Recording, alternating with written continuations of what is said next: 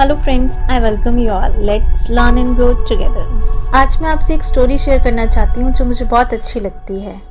आप सब भी सुन के देखिए और उसे समझिए, हो सकता है आपको भी अच्छी लगे। तो स्टोरी का नाम है व्हाट इज़ ट्रुथ। ये स्टोरी राजा जनक और सेज अष्टावक्र जी की है।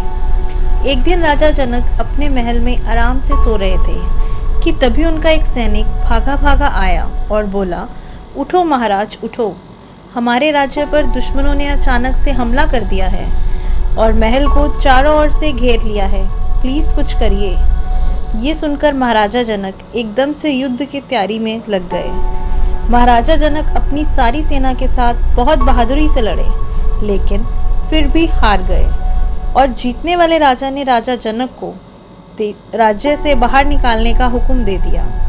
और जल्द ही राजा ने खुद को भूखा प्यासा और घायल सड़कों पर घूमता हुआ पाया। कैसे एक पल में उनकी जिंदगी ही बदल गई। जो कभी राजा हुआ करता था, आज वो ही अपने राज्य की गलियों में इस हालत में घूम रहा है कि जो कभी उनकी प्रजा थी, वो ही आज नए राजा के डर से उसकी कोई मदद नहीं कर पा रही, बल्कि उसको कुछ खाने पीने के लिए देने तक से मना कर रही है। तो राजा जनक ऐसी हालत में अपने राज्य से बाहर आ गए।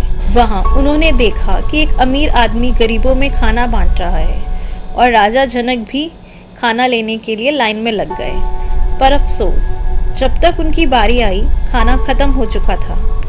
पर उनकी हालत देखकर खाना बांटने वाले ने बची खुची खुरचन जो थी वो उनको दे दी। पर जैसे ही राजा जनक वो खाने लगे तो ऊपर से एक पक्षी आ गया और उससे खाना बचाने के चक्कर में राजा जनक खाने समेत कीचड़ में गिर गए। एक ही दिन में अपनी ऐसी दशा देखकर राजा खुद की किस्मत को कोस रहे थे कि तभी वो अपने सपने से जागे और खुद को पसीनों पसीन अपने ही बेड पर पाया और जोर से चिल्लाए। तभी सैनिक भागा भागा आया और बोला, क्या हुआ महाराज, क्या आपने कोई बुरा सपना देखा? परंतु राजा जनक चुपचाप बैठे रहे और फिर बोले, वो सच या ये सच? Was the dream true or this is waking reality true? सैनिक को कुछ समझ नहीं आया तो उसने मंत्रियों को बुलाया। मंत्रियों के पूछने पर भी महाराजा ने बस इतना ही कहा, वो सच या ये सच।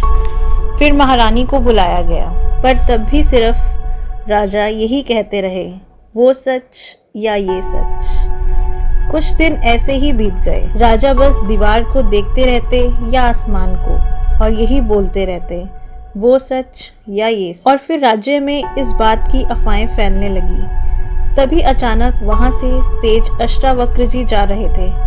उन्होंने राजा जनक की ऐसी दशा की बात सुनी तो राजा से मिलना चाहा। अष्टावक्र जी जब महल में पहुंचे तो उन्हें देख मंत्रियों को और सबको बहुत राहत मिली कि शायद ये उनके राजा को ठीक कर सकते हैं। अष्टावक्र जी ने राजा से पूछा कि वो कैसे हैं। तब भी राजा जनक ने बस यही कहा, वो सच या ये सच। तब सेज अष्टावक्र जी ने कहा, जब तुम घायल भूखे प्यासे हारे हुए कीचड़ में पड़े थे, तब तुम्हारे साथ तुम्हारी रानी, तुम्हारे मंत्री, ये राजमहल के सुख सुविधा थी? तो राजा ने अपनी आंखें बड़ी करते हुए कहा, नहीं, ये सब कुछ नहीं था। फिर सेज ने कहा, और अब जब तुम यहाँ बैठे हो अपनी रानी, अपने शुभ चिंतकों के साथ, अपने महल में, तब क्या वो गंदगी, वो भूख प्यास अभी भी तुम्हारे साथ है? राजा ने कहा, नहीं। तो सेज ने कहा, ना ये सच ना वो सच। Neither that was true nor this is true. तो राजा जनक ने बड़ी हैरानी से पूछा, क्या कुछ भी सच नहीं है फिर? तब सेज ने कहा, क्या तुम वही थे जिसने वो एक्सपीरियंस किया, वो जंग में हारना, वो भूख, वो प्यास? राजा जनक ने कहा, हाँ, मैं वही था। मैं मानता हूँ कि अगर वो सपना भी था, लेकिन मैंने वो सब एक्सपीरियंस किया था। फिर सेज ने कहा, क्या तुम अब यहाँ हो और प्रेजेंट को एक्सपीरियंस कर रहे हो जब तुम अपने महल में हो? राजा ने कहा, हाँ, मैं ये सब भी एक्सपीरियंस कर रहा हूँ। तो सेज ने कहा, ना ये सच ना वो सच, केवल तू ही सच। Neither that was true nor this is true. Only you, the experiencer of it all, is true. Story ends. I hope आप सबको भी मेरी तरह ये स्टोरी अच्छी लगी होगी और ये बात समझ में आई होगी कि ना ये सच ना वो सच, we are here to experience. तो सिर्फ लाइफ को एक्सपीरियंस कीजिए, उसमें खोकर खुद को दुख दर्द मत दीजिए। खुश रहिए, एंजॉय करिए। Thank you for listening. God bless you all.